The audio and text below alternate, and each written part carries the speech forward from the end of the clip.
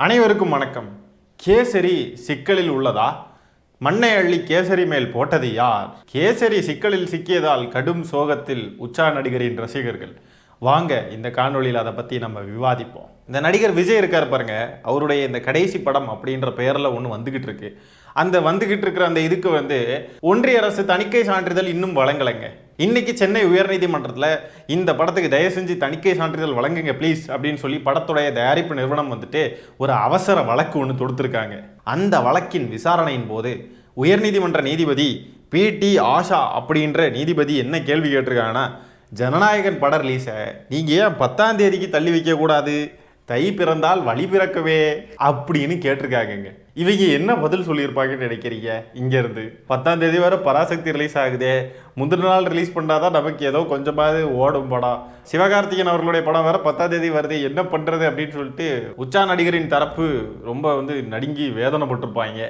Malaysia வர flight பிடிச்சி போய் ஒன் லாஸ்ட் ஆடியோ லான்ச் அப்படின்லாம் போட்டுட்டு வந்தாங்க. நமக்கு சிரிப்பாக வருதுங்க. இந்த சிடிஆர் நிர்மல்குமார் இருக்கார் பாருங்க, அவரு ஒரு பதிவு போட்டிருக்காரு எக்ஸ் வலைதளத்தில். இந்த படத்திற்கான சென்சார் சான்றிதழ் இன்னுமே தரவே இல்லை, தடுப்பது யாரோ அப்படின்னு சொல்லி போட்டுக்காருங்க. தடுப்பது யாரோவா? யாரையா? ஒழுங்கா சொல்லுங்கயா. ஏற்கனவே கிறிஸ்மஸ் அப்போ பார்த்தீங்கன்னா வட இந்தியாலெல்லாம் மதக்கலவரங்கள் பண்ணுற மாதிரிலாம் பல விஷயங்கள் சங்கிகள் பண்ணிக்கிட்டு இருந்தாங்க. அதுக்கு ஒரு பதிவு போடுறாரு, இந்த மாதிரி கடும் நடவடிக்கை எடுக்க வேண்டும், மதக்கலவரத்தை தூண்டும் விதமாக சில பேர் பண்ணுறாங்க. அது யார் அந்த சில பேர்னு சொல்லலை, எந்த அரசு நடவடிக்கை எடுக்கணும்னு சொல்லலை, எந்த அரசை குற்றம் சாட்டுறாங்கன்னு சொல்லலை, யாரோ. அது மாதிரி எங்களுடைய வாக்குரிமையை பறிப்பது யாரோன்னு சொல்லி எஸ்ஐஆருக்கு எதிரான போராட்டத்தை நடத்துகிறப்போ அப்படி அங்கேருந்து யாரோன்னு பேசினாங்க. ஒன்றிய அரசுன்னு சொல்கிறதுக்கு என்ன பிரச்சனை உங்களுக்குலாம்? ஏன் இவ்வளோ பயம்? யாரையா தடுக்கிறது உங்களை? சொல்லுங்கயா. அது யாரோன்னு போடுறதுல என்ன தெரியுமா மீன் பண்ணுறாங்க? இந்த அரசியல் அறிவில்லாத தற்குறி பயலுக இருப்பானுங்க பாருங்க, அவனுக்கு என்ன நினைப்பானுங்க, திமுக தான் தடுக்குது, திமுக தான் ஏதோ பண்ணுது, திமுகவுடைய கண்ட்ரோலில் தான் இந்த தணிக்கை குழுவே இருக்குது அப்படின்னு சொல்லிட்டு அந்த தற்குறிகள் நினைக்கணுன்றதுக்காக தான் யாரோ.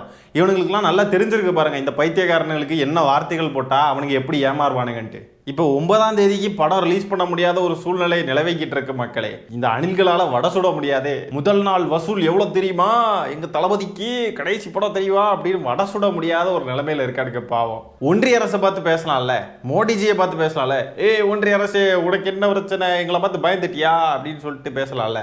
பேச மாட்டாங்க, பயம். அப்படியே சைடில் இன்னொரு ஆப்பு விஜய் அவர்களுக்கு காத்துக்கிட்டு இருக்குங்க. விஜய் அவர்களுக்கு சிபிஐ தரப்புல இருந்து சம்மன் அனுப்பியிருக்காங்க. ஜனவரி 12ஆம் தேதி விஜய் அவர்கள் நேரில் போய் ஆஜராகணுமா. இந்த கரூர் கூட்ட நெரிசல் சம்பவத்தில் 41 பேர் பலியான வழக்கு விசாரணை தொடர்பாக விஜய் அவர்கள் நேரில் போய் ஆஜர் ஆகியே ஆகணும்னு சொல்லி சிபிஐ தரப்புல இருந்து சம்மன் அனுப்பியிருக்காங்க. அதனால யாரோ நான் யாரோன்னு பாட்டு பாடிக்கிட்டு இருக்க வேண்டியதா, இல்லைனா மட்டும் அப்படியே கிழிச்சிருவாங்க பாருங்க. இந்த கரூர் விவகாரம் சிபிஐ கிட்ட இல்லைனா மட்டும் அப்படியே பாஜக, சங்கிகள், சங் பரிவார் கும்பல், பார்ப்பனியம், சனாதனம்னு எல்லாத்தையும் உரிச்சு போட்டு தொங்க போட்டு காய போட்டு அப்படியே பலன்னு கிழிச்சு எரிஞ்சு எல்லாம் பண்ணிடுவாங்க பாருங்க. இந்த சென்சார் சர்டிபிகேட் இன்னும் வராததன் காரணமா அணில் குஞ்சுகள் கதறிக்கிட்டு இருக்காங்க. அதுல ஒரு அணில் குஞ்சு, ஒரு யூடியூபர் அணில் குஞ்சு பேசக்கூடியதை நம்ம பார்ப்போம் வாங்க. அது எப்படிடா எனக்கு புரியவே இல்ல. ஒரு கான்ட்ரோவர்ஷியலான கான்செப்ட் இருக்கிற படத்துக்கு அதுவும் லேட்டா அப்ளை பண்ணிருக்காங்க சென்சாருக்கு. அந்த படத்தை கொடுத்துருவீங்க சென்சார் சர்டிபிகேட். டிசம்பர் 19ஆம் தேதியா சென்சார் போர்டு அமைச்சிருக்காங்க. அது ஒரு பீக்கான ஒரு கமர்ஷியல் படம் ஜனநாயகன். கான்ட்ரோவர்ஷியலான படமா? எது பராசக்தி? எது கான்ட்ரோவர்ஷியலான படம்? அந்த படத்தில் என்ன இருக்கு? அதை ட்ரெய்லரை பார்த்தாவே தெரியுது. இந்தி திணிப்புக்கு எதிராக தமிழர்கள் போராடிய வரலாற்றை படமாக எடுத்திருக்காங்க. அது கான்ட்ரவர்ஷியலான விஷயமா? சங்கிகள் பேசுகிற மாதிரியே இருக்கு. சங்கிகள் தான் பேசிக்கிட்டு இருக்கானுங்க. இது பிரிவினை விதைக்கக்கூடிய படம், இது கான்ட்ரவர்ஷியலான டாப்பிக்காக இருக்குன்னு சங்கிகள் தான் பேசுகிறாங்க. இவனுங்க பேசிக்கிட்டு இருக்கானுங்க பாருங்க, அது கான்ட்ரவர்ஷியலான டாபிக்னு. இதுக்கு தான் கொஞ்சமாவது அரசியல் தெளிவு கொஞ்சமாவது இருக்கணும். ஒரு நடிகருடைய படம் உங்கள் கூட வருது, உங்களுக்கு பக்கத்தில் ரிலீஸ் ஆகுதுன்றதுக்காக அவர் மேலே இருக்கக்கூடிய வன்மத்தின் காரணமாக அது என்ன படம் என்ன எதுன்னு ஒன்றுமே தெரியாமல் பப்பரப்பேன்னு வன்மத்தை கக்கிக்கிட்டு இருக்கானுங்க. தமிழ்நாட்டு அரசியலுக்கு எதிராகவே பேசிக்கிட்டு இருக்கானுங்க. இதுக்கு தான் நம்ம சொல்கிறோம், இவனுங்களுக்கு அரசியல் அறிவும் கிடையாது, கொள்கையும் கிடையாது, ஒரு மண்ணும் கிடையாது. இந்த பராசக்தி படம் மாதிரி இந்த ஜனநாயகன் படத்தில் ஏதாவது உருப்படியான விஷயங்கள் இருக்கா? ஒன்றும் கிடையாது. இது தனி மனித துதி பாடும் படமாக தான் இந்த படம் இருக்க போகுது. நாங்கள் யார் தெரியுமா, தளபதிடா, தளபதி அப்படின்னு தனி மனித துதி தான் இந்த படம் ஃபுல்லாக பாட போகிறாங்க. இதுக்கு சென்சார் சர்டிஃபிகேட் வந்தா என்ன, வரலடா என்ன? அதுல சில விஷயங்கள்லாம் தூக்க சொல்லியிருக்காங்க. அது கண்டிப்பா ப்ரொடக்ஷன் கம்பெனி பாத்துக்கும். படம் ரிலீஸ் ஆகிறதுக்கு 3 நாள் தான் இருக்கு. இன்னும் கூட சென்சார் சர்டிபிகேட் கொடுக்கல அப்படின்னா என்னடா இது? கேவலமா இல்ல, எச்சத்தனமா இல்ல? அதை நீங்கள் யாரை பார்த்து கேட்கணும்? ஒன்றிய அரசை பார்த்து கேளுங்க. ஏன் அந்த தைரியம் உங்களுக்குலாம் இல்லை? ஏன் இப்படி கோழைகளாக இருக்கீங்க? கோழைத்தனமாகவே பேசிக்கிட்டு இருக்கீங்க. டைரெக்டாக கேளுங்கடா.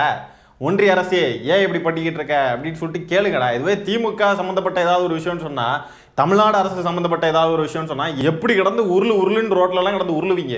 என்ன பண்ணுறீங்க, என்ன கிடந்து எப்படி உருளுவீங்க? அது மாதிரி இப்போ உருளுங்கடா. ஏன்டா பயமா?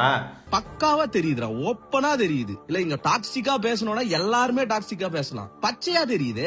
ஒரு படத்துக்கு கொடுத்துருவீங்களாம் லேட்டா அப்ளை பண்ண படத்துக்கு, இன்னொரு படத்துக்கு தர மாட்டீங்களாம். என்ன ரீசனு? அது உங்களுக்கும் தெரியும், எனக்கும் தெரியும். கேவலமா இருக்குடா, அசிங்கமா இருக்கு இதெல்லாம். நீங்க அசிங்கப்படணும் தாண்டா அவங்க அப்படி பண்றாங்களே. எவங்க? ஒன்றிய அரசு. தமிழ்நாடு அரசு பக்கம் வந்து பாருடி, அப்புறம் இருக்கு மாவன. ஆனா ஒரு விஷயம்டா, ஒரு மனுஷனை அவரோட அந்த சினிமா கெரியர்ல இருந்தே வெளியே போறாரு. அந்த லாஸ்ட் படம் வரைக்குமே நாங்க பிரச்சனை கொடுப்போம்னு ஒரு சீப்பான பாலிடிக்ஸ் பண்றீங்க பாத்தீங்களா? அழுகுறாங்க. ஏன்டா இப்படி அழுகுறீங்க? யாரு பிரச்சனை கொடுக்குறா அவங்கள போய் கேளுங்க, சரியா? திமுக உங்களுக்கு பிரச்சனை கொடுத்தா ஏன்டா திமுக மாதிரியே அதை வந்து ப்ரொஜெக்ட் பண்ண பார்க்குறீங்க? டைரெக்டாக பேரை சொல்லி பேசுங்க. சர்க்கார் படம் வந்தப்போலாம் அதிமுக ஆட்சியில் இருந்தப்போ எவ்வளோ பிரச்சனை உங்களுக்கு, எவ்வளோ பிரச்சனை, அதை ஏதாவது பேசுனீங்களா? இப்போ ஒன்றிய அரசு தான் உங்களுக்கு கடைசி படம் அப்படி எமோஷனலாக நக்குன்னு நக்குறீங்கல்ல. ஒன்றிய அரசை பற்றி பேசுகிறா. எதுக்குடா பேரும் இல்லாமல் வால் இல்லாமல் தலை இல்லாமல் பப்பரப்பான்னு என்னத்தையோ சொல்லிக்கிட்டு இருக்கீங்க? இந்த ஒரு ஹேட் தான் அந்த மனுஷனுக்கு எவ்வளவு பெரிய ஸ்டார்டமே குத்துருக்கு. எப்பவுமே தளபதியோட படங்கள் வருதுன்னா என்னதுக்கு பிரச்சனை கொடுப்பீங்க? லைக் டைட்டிலுக்கு பிரச்சனை தருவீங்க, போஸ்டருக்கு பிரச்சனை தருவீங்க, டைலாக்கு பிரச்சனை தருவீங்க, எல்லாத்துக்கும் பிரச்சனை கொடுப்பீங்க, ஸ்டோரிக்கு பிரச்சனை கொடுப்பீங்க. இந்த வாட்டி என்ன பண்றீங்கன்னா படம் ரிலீஸ் ஆகிறதுக்கு பெரிய பிரச்சனை கொடுக்குறீங்க. தலைவா படம் வரும்போது ஞாபகம் இருக்குதா? ஒரு மாசம் படத்தை ரிலீஸ் பண்ண முடியல. எதுக்கு? டைம் டு லீட் அப்படின்னு ஒரு கேப்ஷன் போடுறதுக்கு. இப்ப ஜனநாயகன் அதோட டைட்டிலே பாத்தீங்கன்னா பயங்கரமா இருக்கு. நீங்க எப்படி ரிலீஸ் பண்ண விடுவீங்க?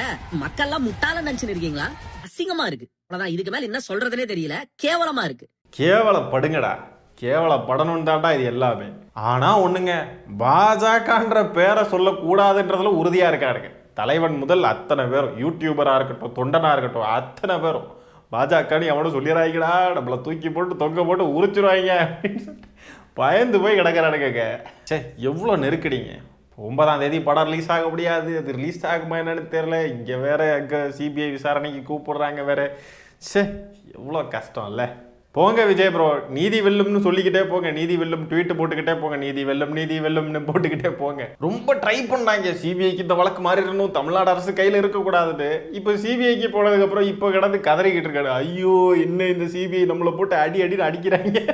பாஜகவுடைய வலையில நீங்க சிக்கணும் இல்லையா அணில் குஞ்சுகளா? நீங்க கூட்டணிக்கு போகணும் ராஜா. நீங்க கூட்டணிக்கு போறது வரைக்கும் இப்படிதான் போட்டு நசுக்குவாங்க. சாவுங்கடா. சென்சார் சர்டிபிகேட் கிடைக்காது. கரூர் கேஸ்லயும் உங்களை போட்டு புளின்னு புளிவாங்க. நல்லா அனுபவி ராஜா. சிபிஐ கிட்ட சொல்லலாமே விஜய் அவர்கள், நான் வீட்டில் இருப்பேன் இல்லைன்னா ஆஃபீஸில் இருப்பேன், இங்கே வாங்க, நான் வர முடியாது, நீங்கள் இங்கே வாங்கன்னு சொல்லலாமே. சொல்லி தான் பாருங்க ப்ரோ. அடுத்ததாக விஜய் அவர்களுக்கு ஒரு பெரிய பல்புங்க. இங்கே நடக்கிறதெல்லாம் பார்த்தா விஜய் அவர்கள் உண்மையாலுமே இதுதான் கடைசி படம் முடிவு போட்டு போடணும்னு நினச்சிருந்தா கூட அவரால் வந்து போக முடியாது. அந்த மாதிரி சம்பவங்கள் நடந்துக்கிட்டு இருக்குங்க. ஜனநாயகன் ட்ரெய்லருடைய 2 நாள் சாதனையை பராசக்தி ட்ரெய்லர் ஒரே நாளில் முறியடிச்சிருச்சு. ஜனநாயகன் ட்ரெய்லர் வெளிவந்து 2 நாட்களில் 3.8 கோடி பேர் பார்த்துருக்காங்கங்க. ஆனால் பராசக்தி படத்தோடைய ட்ரெய்லர் வந்து 24 மணி நேரத்தில் 4 கோடி பேர் பார்த்துட்டாங்க. எவ்வளோ பெரிய அவமானம் தெரியுமா? கதறானுங்க அணில்கள்லாம். அண்ணா இப்படி பண்ணிட்டாங்களேண்ணா. சிவகார்த்திகேயன் அவர்கள் மேலே வன்மத்தில் திரியிறானுங்க அணில் குஞ்சுகள். அதில் ஒரு படி மேலே போய் சிவகார்த்திகேயன் அவர்களுடைய குழந்தைய வந்து அபியூஸ் பண்ணுவோம் அப்படின்லாம் சொல்லிட்டு மிரட்டல் விடுறானுங்க. ஸ்பேஸில் இந்த அணில் குஞ்சுகள் பேசுகிறத நம்ம பார்ப்போமா? வாங்க ஃப்ரெண்ட்ஸ். நீங்க சிவகார்த்திகேயன் பொண்ணு பசங்களாம் இறந்தாலும் தெரியும், 42 நிமிஷம் பண்ணாம இருந்தா தெரியும் சொன்னாங்க. இல்ல நான் சொல்றது ஒரு லெவலுக்கு மேலதான் பொறுமையா இருக்க முடியும் சீரியஸா. அதுக்கப்புறம் அவனேதான், அவன் பொண்ணுதான் நான் சத்தியமா இழுக்கு போட்டு டேக் போடுவோம். இன்னைக்கு சென்சார் கிடைச்சிரும் போல ஹரி ப்ரோ போட்டுருக்காரு. ஒரு லெவலுக்கு மேல போனா சிவகார்த்திகேயனுடைய பொண்ணை வந்து இழுத்து போட்டு டேக் போடுவோம் அப்படின்றாங்க. எவ்வளோ குரூர புத்தி இருந்தால் எப்படிலாம் பேசுவானுங்கன்றதை பாருங்க. ஏண்டா சிவகார்த்திகேயன் அவர்களுடைய குழந்தைக்கும் இதுக்கும் என்னடா சம்மந்தம்?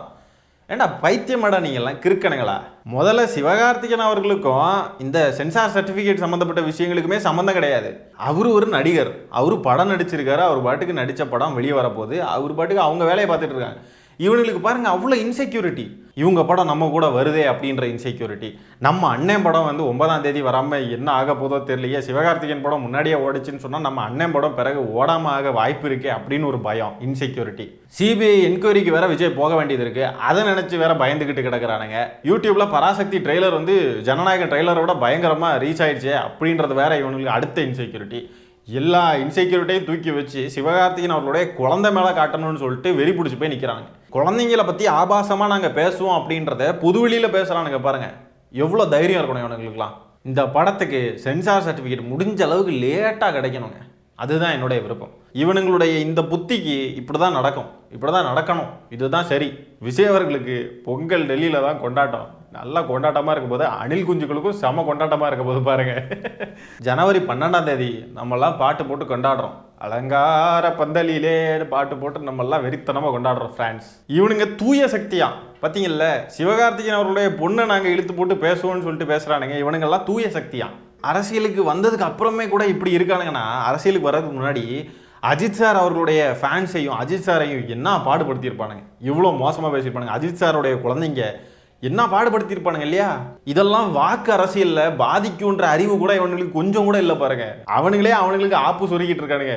விஜய் அவர்களுக்கு முழுக்க முழுக்க எதிரி யாருன்னா வேற யாரும் கிடையாது, தன்னுடைய கட்சியில கூட இந்த ரசிக குஞ்சுகள் தான். ஆனா பராசக்தி படத்துக்கு உண்மையாலுமே எனக்கு பயங்கரமான எதிர்பார்ப்பு இருக்குங்க. ஒரு படம் ரிலீஸ் ஆகி அது ஓடி பயங்கரமா ஜெயிக்கிறதெல்லாம் பார்த்துருக்கோம். ஆனா ஒரு படம் ரிலீஸ் ஆகிறதுக்கு முன்னாடியே பல பேரை கதற விட்டுருக்குங்க.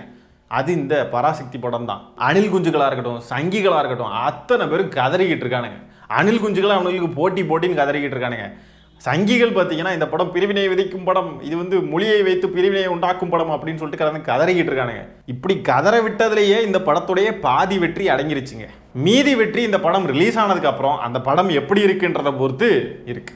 பராசக்தி ட்ரெய்லருக்கு வியூஸ் அதிகமாக வந்து ஜனநாயகனுக்கு வியூஸ் கம்மியாகி அந்த ட்ரெய்லரை வந்து ஓரங்கட்டி விட்ட மாதிரி படம் கலெக்ஷன்லையும் பார்த்தீங்கன்னா ஜனநாயகன் படத்தை ஓரங்கட்டி விட்டுருச்சுன்னு வைங்களேன். இந்த தற்குறி அணில் குஞ்சுகள்லாம் எலெக்ஷனை மறந்து கலெக்ஷனை பற்றி விவாதித்து சண்டை போட்டுக்கிட்டு இருப்பானுங்க. உச்ச நடிகர்னு சொல்லிக்கிட்டு இருந்ததுக்கு இது எவ்வளோ பெரிய கேவலம் தெரியுமா? சே, இதுதான் உச்ச நடிகருடைய இதுவா? சே, என்னங்க இது? இந்த ட்ரெய்லரில் வேற சம்பவம் பண்ணுறதுலேயே ரெக்கார்டு பண்ணுற ஆள் இவர் அப்படி இப்படின்னு பெருசாக பில்டப்லாம் கொடுத்தேன். நாங்கள் தான்டா ரெக்கார்டிங்குன்னு சொல்லி இப்படி கடைசி படம் அதுவுமா இவ்வளோ கேவலப்பட்டு நடு ரோட்டில் நிற்கிறானுங்க. காலம் பூரா யூடியூப்பில் ஃபேக்காட்டு வியூஸ் லைக்ஸ் எல்லாம் கொட்டத்து பல பேருக்கு விபூதி அடித்து அதில் நாங்கள் தாண்டா பெரிய ஆளுன்னு காட்டிக்கிட்டு இருந்த இந்த கும்பலுக்கு ஒருத்தர் பெருசாக விபூதி அடிச்சுட்டு போயிட்டாப்புலாங்க. சரி மக்களே, இந்த காணொலியை நான் இதோட என் பண்ணிக்கிறேன். நன்றி, வணக்கம்.